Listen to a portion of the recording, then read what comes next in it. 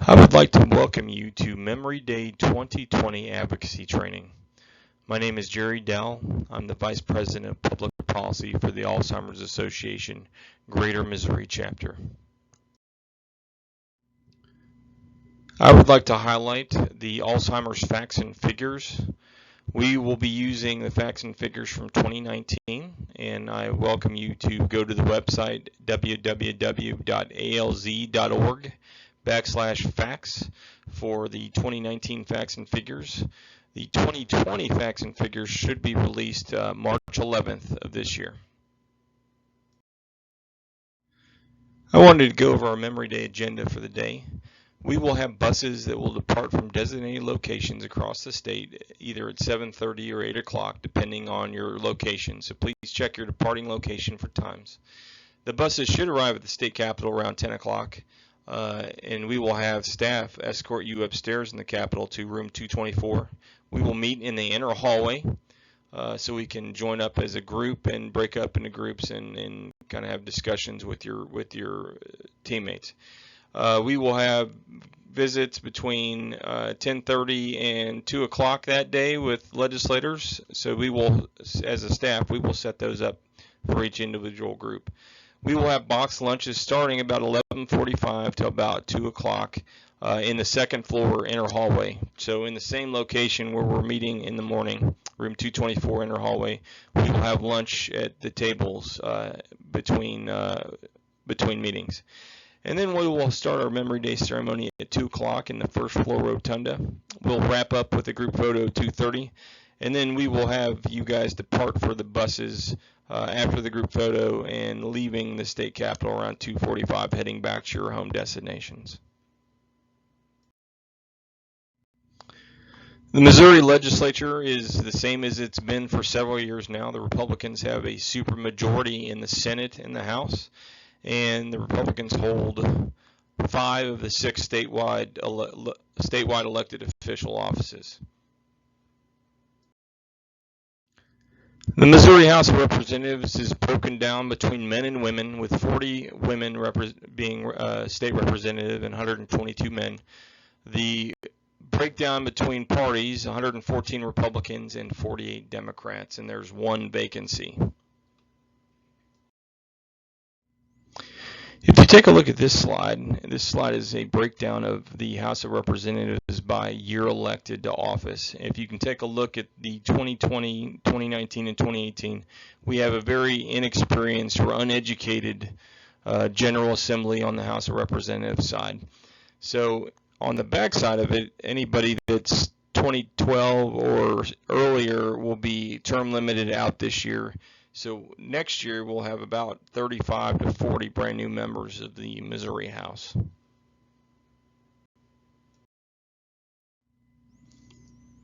The Missouri Senate has a similar breakdown, women to men ratio, as well as Republican to Democrats. So there are eight women that are state senators and 23 men, and it's represented with 23 Republicans and 8 Democrats. So what we're all here for, it's time to talk about visiting with your legislators. On this page, I want to highlight a couple of the key players that we'll be needing to visit with during Memory Day. So we have leadership in the House and Senate, starting with House Speaker Elijah Harr, Majority Floor Leader Rob Vescovo. In the Missouri Senate side, I wanted to highlight President Pro Tem Dave Schatz, as well as Majority Floor Leader Caleb Rowden. In the House side, we have Assistant Minority Floor Leader Tommy Pearson Jr. and Minority Floor Leader Crystal Quaid. I also wanted to highlight some key funding chairman of the Senate Appropriations Committee, Dan Hageman, and Chairman of the House Budget Committee, Cody Smith. Last and not least, I wanted to highlight some of the chairmen of some committees that are very important to us. Chairman Lynn Morris, he's the chairman of the Select Committee on Aging in the House. Chairman David Wood is the chairman of the Subcommittee on Appropriations for Health, Mental Health, and Social Services. Chairman Mike Cunningham is the chairman of the Fiscal Oversight Committee in the Senate. Chairman Dan Ho is the chairman of the Fiscal Oversight Committee in the House, and Chairwoman Holly Rader is the chairwoman of the Rules Committee, where all of our bills will be going through in the House. Some facts and figures to highlight for you that are kind of out of the facts and figures 2019. In the United States, we have 5+ million Americans living with Alzheimer's, about 5.7, 5.8 million Americans living with Alzheimer's. Alzheimer's is the 6th leading cause of death in the United States. Alzheimer's is the only major disease among the top 10 in the United States without a way to prevent, cure, or slow its progression. And here in Missouri, we have 110,000 people that have Alzheimer's, and we expect that number to grow to 130,000 by 2025. And one of the things we'll highlight later that's very important is that our caregivers, our family members, provide $4.3 billion of unpaid care. So for our legislative group visits that are made by our advocacy groups, we'll organize the groups by Senate district. And each group will have a group coordinator, and the entire group will make the visit to the state Senate office. And then the entire group may make a visit to a representative office, but when the appointment times are conflicting, where we have one or more appointments at the same time, smaller groups can break off and coordinate those meetings themselves. So in each group, we want you to designate a spokesman in advance, typically a constituent of that legislator, and have either one or two people share their personal story and then make the legislative ask. So what makes a successful visit? Well, it's stating who you are, where you're from. It's always important to say that you're a constituent. We want to make the ask up front. We want you to share your personal story and then make the pitch 3 minutes. So the 3 points, we will have a one-page handout that you can go off of that will highlight the legislative ask that we're making, and then close the appointment by making an ask. So making or asking for a commitment from the state legislator and push them for an answer. We have this bill. We ask that you support it. Will you support it, yes or no? And then take a photo, and then we want you to do a follow-up and send a thank you either by email or a phone call, or if you're up there enough, either by social media on Facebook or Twitter. So anything can happen, and typically does in the General Assembly. So we will have appointments that we will make in advance, and schedules are going to be constantly changing, so we want to have you guys be understanding and flexible. So appointments times change, so you may need to go by the office more than once. Leave a contact with the staff member if they can figure out a time that works best for you to make it back to the office. Sometimes the location of the appointments change. Sometimes you'll need to have staff pull the legislator off the floor and you're having a conversation with them in the hallway. So use the advocacy business card to pull the legislator off the floor, and the doorman in both chambers will help you if you need to do so. Republicans typically use the south door in the House, and Democrats use the north door. And even if the legislator is not available, it's important to have a conversation with the staff members. So we'll have materials that you can leave with the staff person and maybe leave a personal note. So this is a great opportunity to stay connected with the state legislator, the state rep or state senator. So sometimes questions about Alzheimer's support and other bills where we go more in depth with information is great. It means that they're engaging with us. So sometimes you may not have an answer for the legislator on a question they might have. I'm asking you not to try to answer that, and letting them know that I will follow up with them and we can get back with them and fill them in on the details they may be needing. So as each group goes around, please make a note in the form that you're filling out about each visit to let us know, and we will definitely follow up with them. So what are we advocating for this year? Well, we have a few asks. We want support for family caregivers. So there's two items on this first page here, and I'll go more into depth on each one a little bit later, but I wanted to highlight the three asks. So we are going to continue to ask for funding for Alzheimer's grants that provide respite assistance to Missouri families. So in the state budget, that's $450,000, and that's in the Department of Health and Senior Services budget, or House Bill 2010. That's in the budget that was submitted by the governor. It's in the budget that will leave the House. So it's thanking them for the support and asking them for their continued support. The next ask that we have is we want to help build a dementia-capable workforce. So what does that mean? Well, we want to update training requirements for all care workers involved in delivery care to individuals with dementia. And we want them to be instructed in competency-based dementia training. So this bill is sponsored in the House, and it's House Bill 2481 and sponsored by Chairman Representative Lynn Morris. And we will have a Senate sponsor. We're still waiting on the bill number as well as naming the Senate sponsor, but that will be in place before Memory Day. Our third ask for Memory Day is we're asking that the General Assembly reestablish the Missouri Alzheimer's State Plan Task Force. So the last time this task force was in place was in 2009, and the report it submitted was submitted in November of 2010. So it's been about 10 years since then. So what we want to do is ask this task force to assess all state programs that address Alzheimer's and update and maintain an integrated state plan to overcome Alzheimer's. The task force will take input from Missourians, utilize the latest research and best practices from other states to draft a recommendation for policymakers.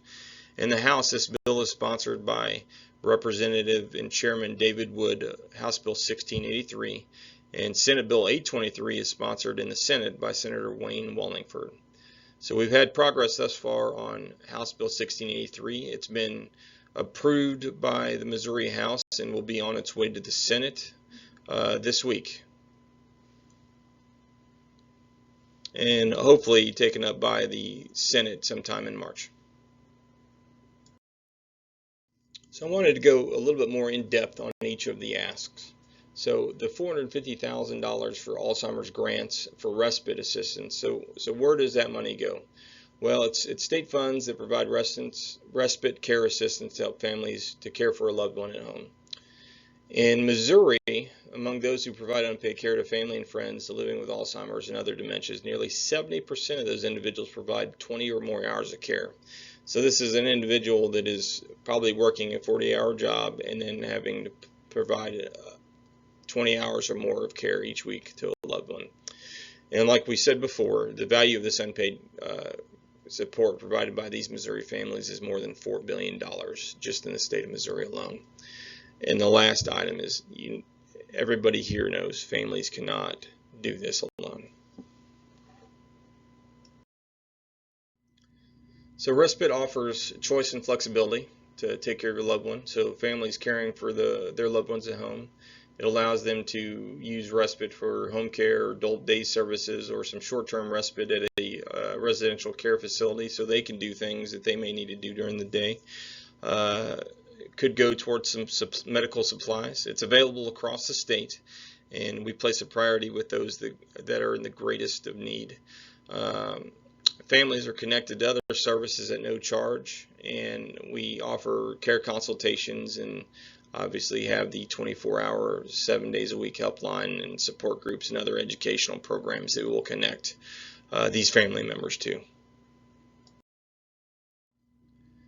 So Alzheimer's is a long and very costly disease, and caregivers need our support. So the why: we have currently over 110,000 people in Missouri that have Alzheimer's. The disease trajectory is lengthy, so someone with Alzheimer's can live anywhere from as little as 2 years to 20 years with steadily increasing amount of assistance required. And as everyone knows, caregiving is very stressful. It can tax you physically, mentally, and financially. So we need to provide all the resources that we can to help caregivers. So another reason why is that respite can save the state money.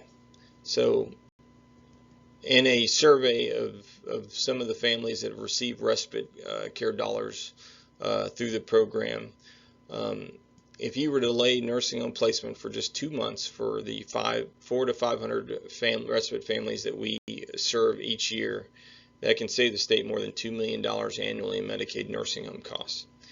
So of those families, 99% of those families surveyed say that respite assistance help them keep their loved ones at home longer, delaying the move to a nursing home. So how does this work? Well, here's a slide that kind of illustrates what we believe the cost savings would be. So this is from a 2017 Medicaid rate. The rate has actually gone up. It's probably closer to $165, $167 a day. So you take that number times 500 respite families times the number of days that it may prolong them from being placed in a Medicaid bed inside of a nursing home times the cost of nursing home residents of 60% equates to just over $2 million.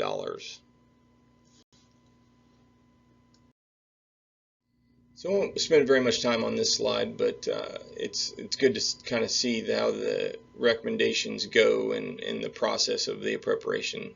So the governor made his recommendations with executive branch decisions, and in his budget he recommended $450,000. So the budget in the House goes through two processes. It goes through a subcommittee on appropriations, and then it goes to the full House committee on budget before it's voted on the House floor and then sent over to the Senate for the Senate Appropriations Committee as well as their floor vote. And then the budget must be signed by the governor before June 30th. And the governor has the authority to line item veto or withhold funds anytime he wants. So the budget process is ongoing and continues throughout the year.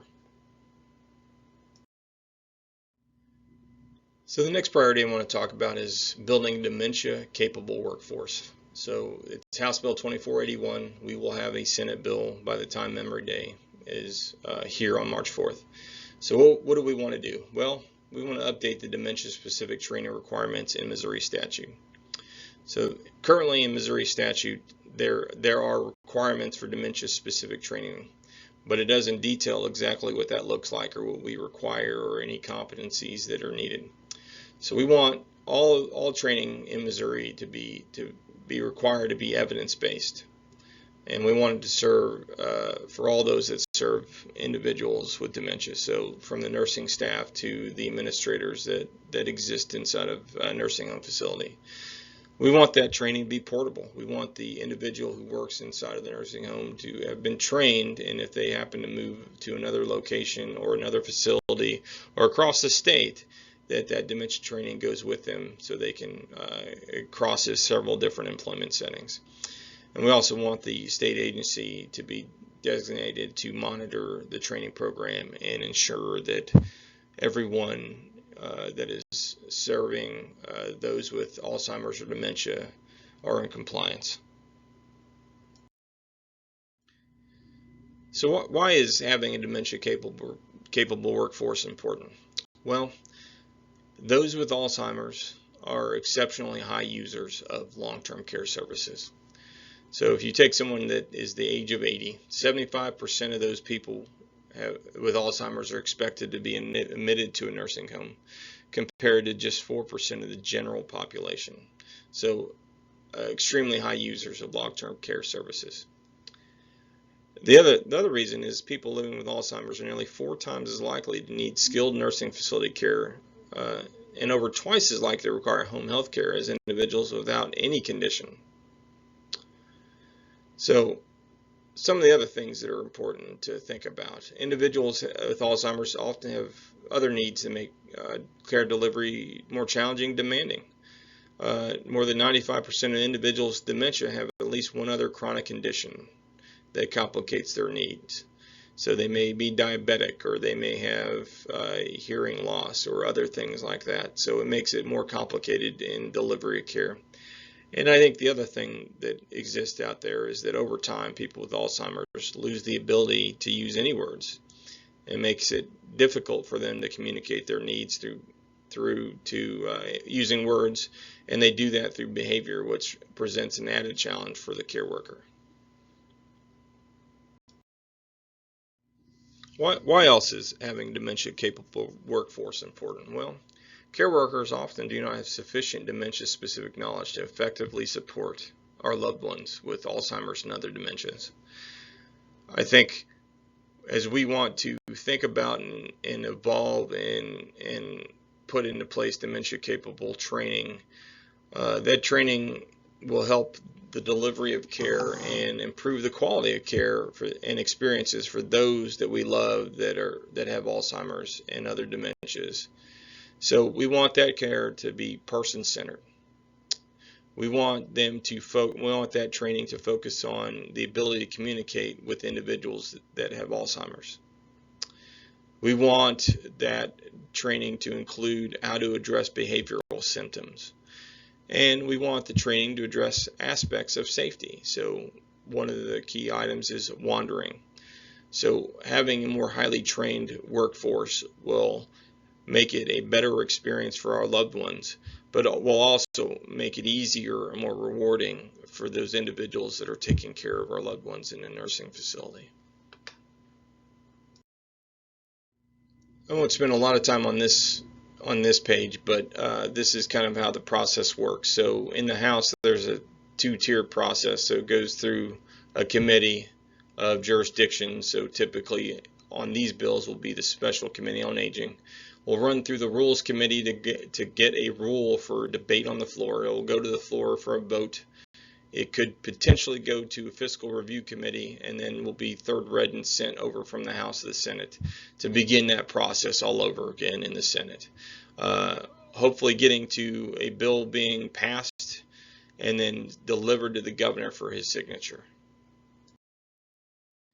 So the last item that's on our list for our legislative asks and our priorities is the reestablishment of the Missouri Alzheimer's State Plan Task Force. So the last state plan was submitted and published in November 2010.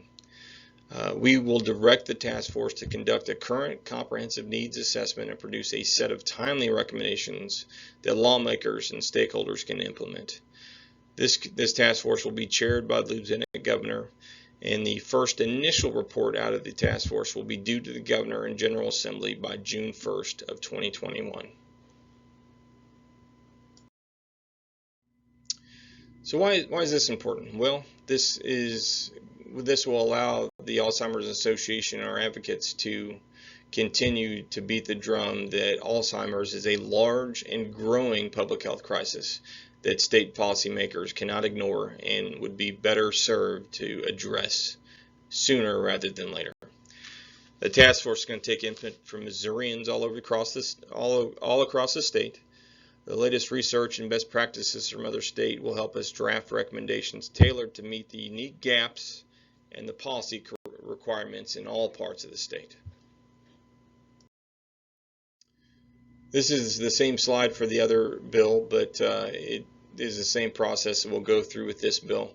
So as I said earlier in the presentation, this bill has already been cleared by a perfection vote on the House floor, will be third read probably by Thursday before Memory Day, and be sent over to the Senate for their consideration in hopes of eventual delivery to the governor for his signature. Social media is very important.